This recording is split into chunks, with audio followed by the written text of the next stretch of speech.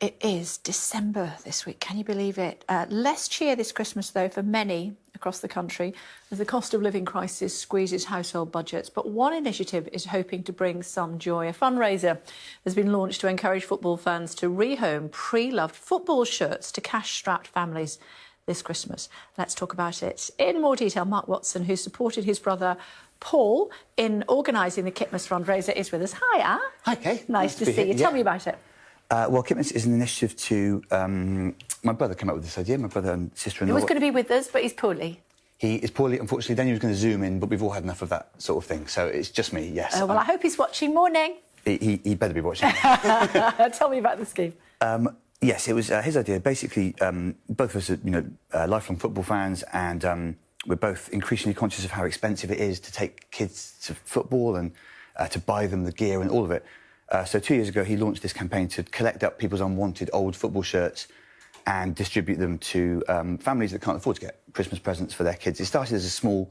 Well, it still is a sort of kitchen table operation, but his kitchen table is now... In fact, their entire house is now smothered in football shirts. So tell me how it works.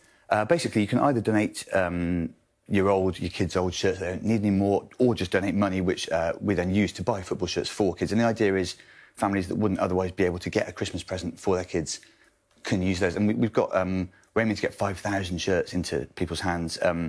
It's taken on a life of its own there. But, the idea is everyone's got old football shirts lying around, all bits of... it's very difficult, of course, these days because of the cost of living crisis. We know that people don't have much cash to spare, but this is a way of sustainably, recycling. Football is such a wasteful industry in so many ways and so expensive and so heartless in a lot of ways. And this is a way of reconnecting kids, hopefully, with the magic of it, and also just making Christmas a bit nicer for people that are under pressure. Now, I know my boys, we often go to Africa and they take all their old football shirts with them and give them to the kids there before they leave. But how does this work? You've got the shirts in. How do people apply for them?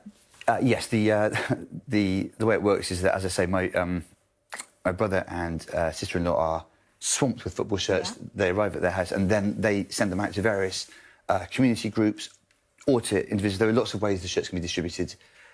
Basically, it's an absolutely chaotic operation, which is probably why he's poorly, actually. He's basically those to administer it from the house. But a lot of it goes through, community groups, different hubs, basically, give the shirts out.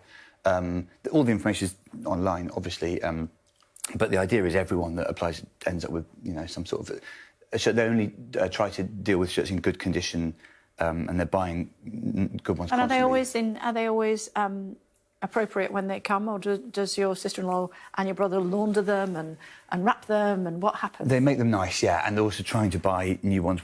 Again, of course, football shirts are incredibly expensive, and we're always trying to appeal to clubs to maybe do them at discount and things like that, just using every kind of dodge that we can. Do the clubs not help with that? Well, one of the reasons I'm wearing the colours of my own team, Bristol City, is to sort of try to chivvy them. My club does do quite a lot of community outreach stuff, but yeah, a lot of the big clubs are very difficult to motivate around this sort of stuff, which is a shame because, it's a very easy and painless way that they could be helping out. I mean, obviously, football clubs are huge edifices these days, but they've got so much power and so much influence over kids. It would be great if more of the Football League clubs... Their strips so often. This is the problem. There are new shirts every year. All parents know this. And the away kit and the second away kit. The third kit, the special one-off kit for a specific game. And, of course, all these things are so attractive to kids. But it's impossible. The shirts are 50, 60 quid upwards sometimes. Plus, the cost of actually taking kids to matches is enormous. And I think clubs are all aware of this. So this is an easy way. I'm basically out and out asking football clubs to come forward and help us with this. And are there any particular shirts that you and your brother and your sister-in-law need? Are there particular sizes, particular clubs? It's funny. There is the danger of delivering a Christmas present, which would be the absolutely worst thing a kid could have, like a Man United shirt to a young Liverpool fan or something. Yeah, that would be bad. Basically, it's pretty much come one, come all. As long as they're in kind of serviceable condition. As I say, obviously, it's nice to have donations from football clubs of new gear, but also really any shirts that, if you've got kids and as you say, they've been through various football shirts, everyone's got them knocking about. But the money that comes in, we used to buy kind of up-to-date shirts that would keep most kids happy. We try and avoid the most divisive clubs, again, in case make Christmas Day worse. OK, so which are the most popular shirts? Often it is actually shirts like the big Spanish like Real Madrid, Barcelona, I think, because those are quite have a sort of exoticism to kids, but again, they're just not very affordable. But also, almost, you know, any shirt can be beloved by a kid. We've put some very unusual shirts into the hands of, because in a way, to kids of a certain age, it almost doesn't matter what the team is. It's just about having a shirt, having something to belong to and wear. Which is the most popular? It must be Man U.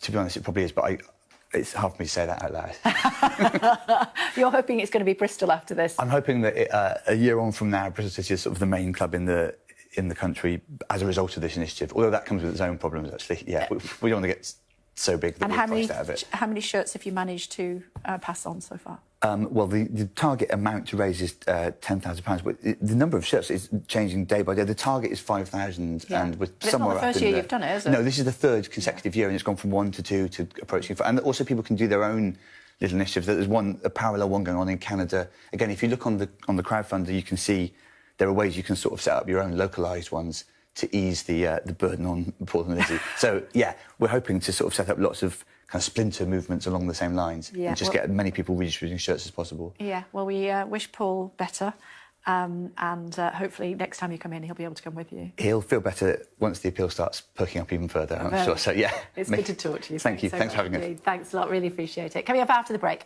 we'll